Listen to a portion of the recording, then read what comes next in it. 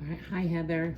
I wanted to take this opportunity to show you how I'm feeding.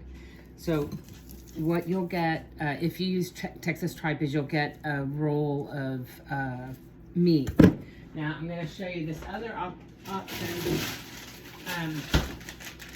If you wanted to go to Tomlinson's and get something, and he doesn't have to eat the same food all the time. So it's not like when you're on kibble, they say don't change foods because it'll upset their stomach and give them loose stools. Well, that's because it's kibble, and kibble has things in it that your dog has never had, and it's gonna loosen the stools. But you can buy patties at Tomlinson's, and you know, it's just a big long bag. I think this is it's another plant food, but it's from OC Raw, and when you thaw those out, the patties are, I believe they're half pound, so she'd probably get 3 a day, and that might be easier for you.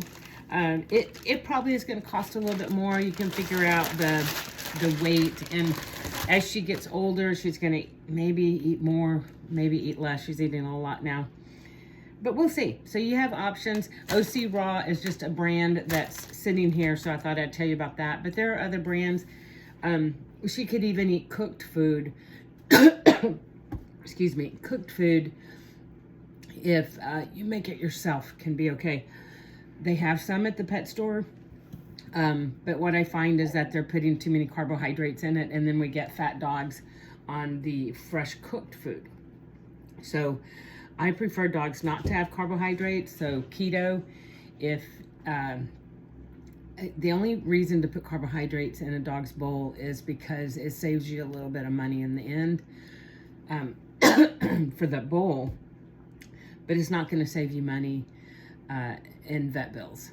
Carbohydrates cause diabetes, pancreatitis, obesity, all the things. So obesity leads to cancer. Yeah, fat dogs are not healthy dogs. So getting a dog on carbohydrates is gonna, especially a lab, is probably gonna head toward obesity and more aging problems in the end. So let me show you what I've got. This is a chub of the Beginner's Choice, which is a nice blend. It has beef, and it has with it the bone and the organ that you want. I think this one also has sardines in it, which is very nice. You can also buy cans of mussels, or I'll show you my sardines.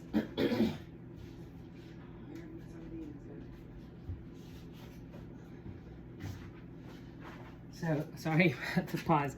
I buy these sardines. They're like $1.12 or something like that for a can of sardines, and give them some sardines.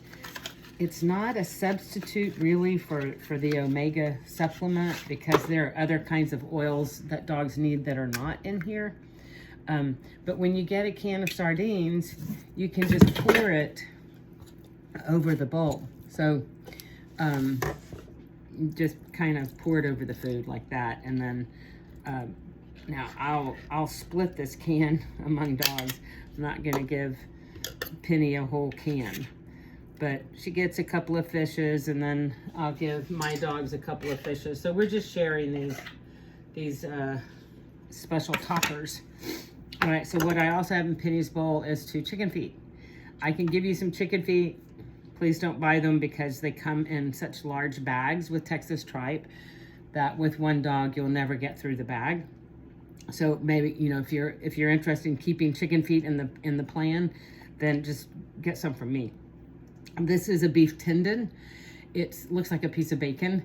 It's soft. It's chewy. You know, it's tough. It's like a really bad steak, but dogs love it. So this slows them down. You can cut it into strips if you want. It cuts with scissors pretty well if you wanted to do something like that. And I like to pull it apart into pieces so that, and I'm going lengthwise because then it chews like a toy, like a chew stick. So now we have this really long thing, and she'll start at one end and go to the other side. Sometimes they just swallow it, and it's fine, it won't hurt them. It's like swallowing a piece of bacon. So I'm gonna set her bowl. Now I have all of these things in there and I'm not gonna weigh them. I'm just considering these toppers or treats. There's not a lot of calories. It's got a lot of nutrients that are good for her. So I'm gonna set her bowl on my scale. You tar it out so that we're on a 0. And then I'm going to add about this much of her meat. I'm going for 12 ounces. That was 10, so I'm gonna put just a tad more to get her to 12 ounces. About like that. And so 12 ounces, now we're there. And this meat is with the fish and the tendon, all good stuff. Now also a little bit earlier, I came in the kitchen, I put some frozen greens and some frozen green beans in a bowl, and I put boiling water over this so that they're, you know, not frozen. I don't want them to get a chill. So I'm just putting some beans on top. I'm gonna put some beans on the other dog's food. You can't see their bowls, but they also, so I do this for a group. I know this is a lot. This is such a big process, but it's my passion, and I love taking care of dogs and cooking for, well, I don't really cook for them, but I do make amazing meals for them. I think it's fine if Penny gets an egg every now and then. You may not want to give her an egg every day, but I'm going to drop a raw egg right on top of this. Kind of a treat for her. She's not really digging the shell, but I have dogs that do eat the shell. She would eat the shell if you put it in the blender. So that's another option. So if you have, I know this is going to be a long video, but if you have a blender cup and you put the green beans and you can put maybe a clove of garlic, that's really good for her. Not a lot of garlic, but 1 or 2 cloves a day is good. It helps so many things. I go into that another time. But an avocado, you could give her a quarter or half of an avocado. She could have a couple of tomatoes. I don't do a lot of tomatoes. They're very acidic, but I've never had a problem feeding tomatoes. I avoid onions. Onions are on the naughty list for dogs, so don't give them onions. But you can blend together and make like a vegetable smoothie and pour it on the food. But, you know, she's a lab. She's probably never going to really need you to do that unless you're giving her garlic. Dogs usually don't eat the garlic. If I just throw a garlic clove in their bowl, they're going to treat it like it's a rock. So that's her bowl. I'm giving her 12 ounces of meat.